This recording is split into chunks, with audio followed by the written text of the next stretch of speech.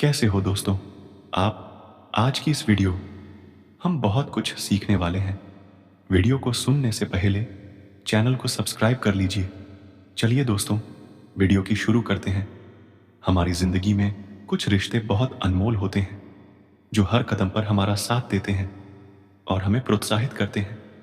जैसे कि माता-पिता, भाई-बहन, पति-पत्नी और दोस्ती का रिश्ता। लेकिन कई बार कुछ छोटी-छोटी बातों या फिर हमारे व्यवहार में आए बदलाव के कारण इन रिश्तों में दूरियां आने लगती हैं। कई बार तकरार इतनी बढ़ जाती है कि इन रिश्तों में दरार आ जाती है। इसे चाहकर भी कम नहीं किया जा सकता। इसलिए इन रिश्तों को संभालना बहुत जरूरी होता है। हमारा व्यवहार भी हमें अपनों से दूर कर सकता है, क्योंकि कई बार हम अनजाने या फिर किसी डर के कारण उन्हें कुछ ऐसी बातें बोल देते हैं या फिर ऐसे बर्ताव करते हैं जिससे सामने वाले को बुरा लग जाता है। यदि समय रहते उसमें बदलाव ना किया जाए तो उसकी वजह से रिश्तों के बीच दरार ज्यादा गहरी होती जाती है। रिश्तों को बिखरने के लिए एक गलती ही काफी होती है। जब भी हम कोई रिश्ता बनाते हैं तो उसमें हमें बहुत सारी खुशियां मिलती हैं, और इन्हीं खुशियों के बीच ना चाहते हुए कोई ना कोई गलती हो ही जाती है। ऐसी गलती कोई जानबूझकर तो नहीं करता, लेकिन अगर गलती से भी कोई गलती हो जाए तो उसे जल्दी से सुधार लेना जरूरी होता है। रिश्तों को टूटने से बचाने के लिए उस गलती को स्वीकार करना एक अच्छे व्यवहार की निशानी होती है। ऐसा करने से गलती को स्वीकार करने वाला छोटा नहीं हो जाता, बल्कि रिश्ते और भी मजबूत बनते हैं। आपने देखा होगा कि जो रिश्ता बहुत मजबूत होता है उन्हें तोड़ने वालों की संख्या बहुत ही ज्यादा होती है। अक्सर लोग दूसरों के अच्छे रिश्ते या खुश परिवार को देखकर जलते हैं। कई लोग ऐसे मिल जाएंगे जो आपके हंसते खेलते रिश्ते को तोड़ने की कोशिश करेंगे।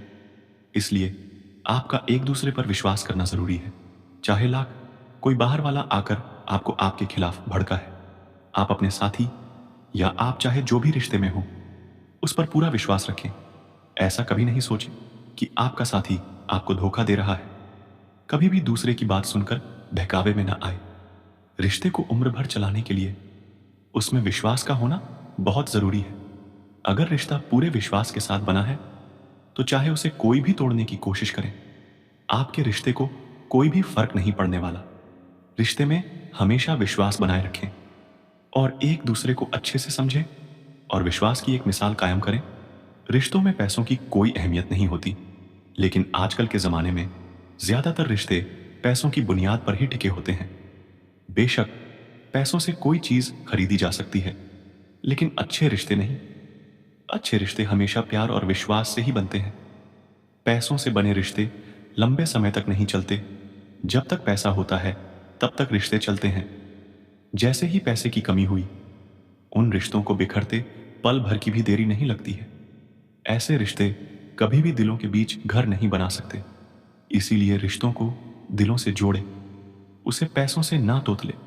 आपने देखा होगा कई लोगों को किसी की बात ना सुनने की आदत होती है, लेकिन अगर आप किसी की बात ना सुनकर सिर्फ अपनी बातों को बोलते रहते हैं और हर बार बहस करने लगते हैं, तो इससे सामने वाले को बुरा लग जाता है। इसलिए आप उन्हें भी मौका दीजिए, उनकी बातों को सुनने और समझने की कोशिश कीजिए। कई बार सामने वाले से किसी तरह की गलती हो जाती है, तो ऐसे में कई लोग उस बात को हमेशा याद रखते हैं और उससे बाहर निकलने का प्रयास तक नहीं करते। साथ ही दूस दूस के सामने उनकी गलती को लेकर उन्हें नीचा दिखाते हैं। लेकिन ऐसा करने से रिश्तों के बीच दूरियां और बढ़ने लगती हैं। इसलिए अगर आपके लिए रिश्ता बहुत अनमोल है तो पुरानी बातों को भूलकर सामने वाले को माफ करना सीखिए। जो बात आपको पसंद ना हो उस पर गुस्सा आना बहुत स्वाभाविक है, लेकिन कुछ लोग छोटी सी छोटी बात या किसी चीज को लेकर गुस्सा करने लग जाते हैं। पर आपको बेवजह किसी बात पर गुस्सा नहीं करना है, बल्कि अगर किसी को कई बात पसंद नहीं आए तो पहले आप उसे आराम से समझाइए और बातचीत पर उस समस्या का समाधान निकालिए। कई बार ऐसा होता है जब आप रिश्ते निभाते चले जाते हैं और आपसे सामने वाले की अपेक्षाएं बढ़ती चली जाती हैं, और एक दिन ऐसा होता है आप उनकी सभी अपेक्षाएं पूरी नहीं कर पाते और उनके मन में आपके प्रति असंतोष भरने लगता है। रिश्तों को निभाने के लिए दोनों अर से समन्वय का होना जरूरी है। रिश्ते दो प्रकार के होते हैं।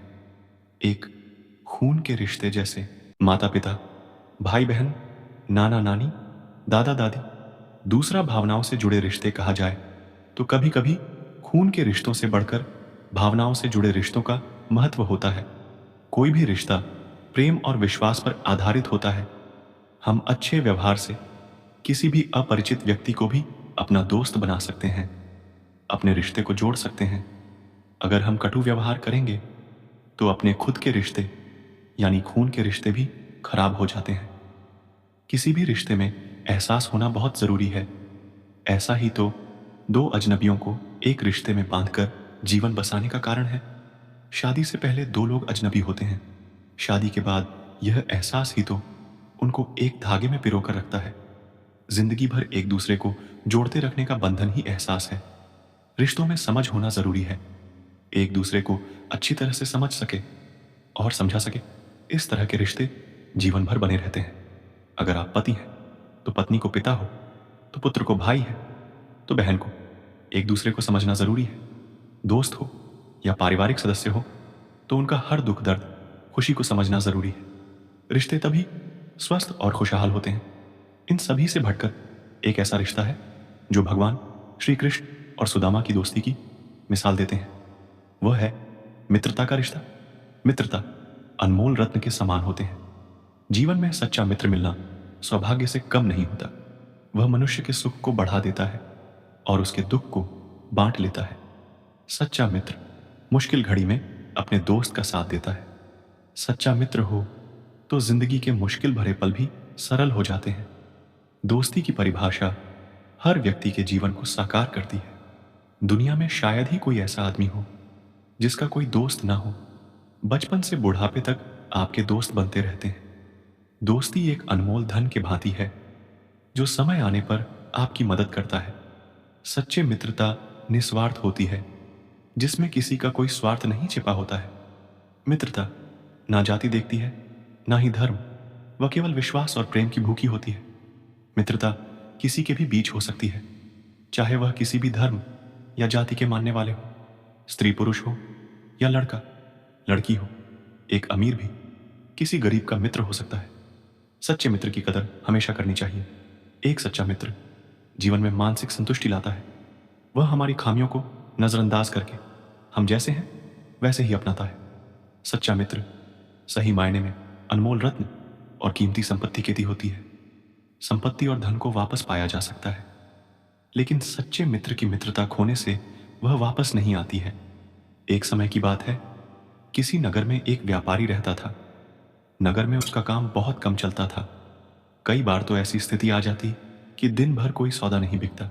घर में उसे और पत्नी को भूखे रहने तक की नौबत आ जाती थी। समय गुजरता गया, लेकिन उसकी स्थिति नहीं सुधरी। तब उसे किसी मित्र ने सलाह दी कि अपने नगर के बजाय आसपास के नगरों में जाकर व्यापार करो, मुनाफा ज्यादा होगा। व्यापारी को बात जम गई।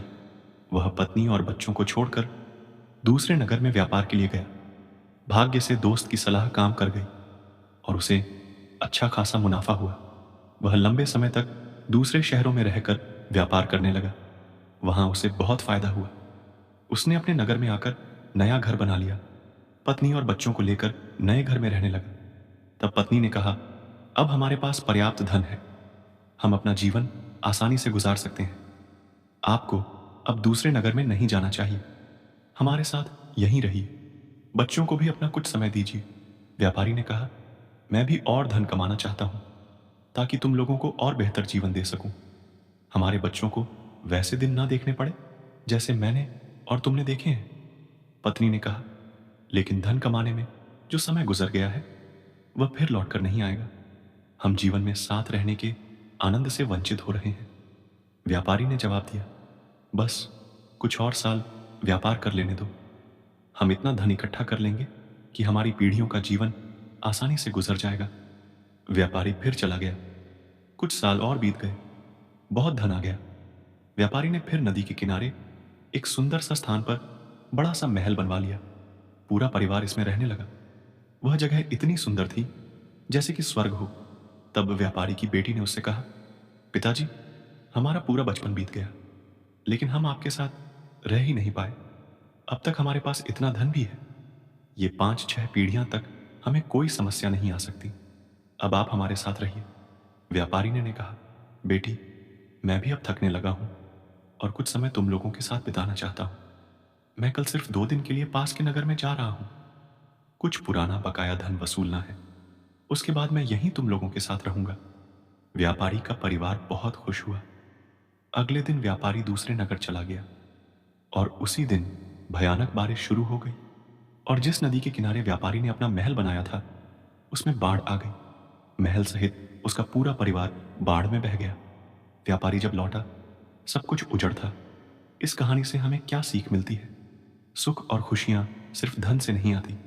धन कमाना जरूरी है, लेकिन वक्त के साथ रिश्तों और आपसे प्रेम के लिए अपनों के साथ वक्त बिताना भी जरूरी है। क्योंकि धन तो किसी भी वक्त मेहनत करके कमाया जा सकता है, लेकिन जो वक्त गुजर चुका है उसे लौटा नहीं सकते। आज में रहिए, रिश्तों के आनंद का सुख लीजिए और अपनों को अपना समय दीजिए। दोस्तों, इस वीडियो में बस इतना ही। मिलते हैं अगले वीडियो में। अपना ख्याल रखिएगा। जय श्री कृष्णा।